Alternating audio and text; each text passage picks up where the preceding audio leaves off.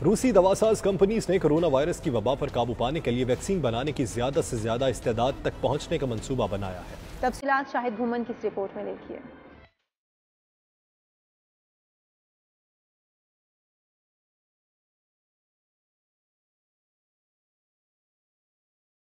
روسی صنعت و تجارت کے وزیر ڈینس منٹورو نے میڈیا سے گفتگو کرتے ہوئے کہا کہ ہم امید کرتے ہیں کہ اکتوبر میں 5 لاکھ ویکسین خوراک تیار ہوگی۔ اس سال کے آخر تک 2 سے 3 ملین خوراک تیار ہو جائے گی۔ فروری 2021 تک زیادہ سے زیادہ استعداد تک پہنچنے کا منصوبہ بنا رہے ہیں۔ وزیر تجارت نے زور دے کر کہا کہ دیگر ممالک میں روس کورونا ویکسین کی تقسیم، مشترکہ پروڈکشن انڈرٹیکنگز کا کانٹریکٹ اور بیرون ملک صحت نظام کے ساتھ تعاون کرتا ہے۔ اس سے گھریلو ویکسین کی سپلائی منفی طور پر متاثر نہیں ہوگی۔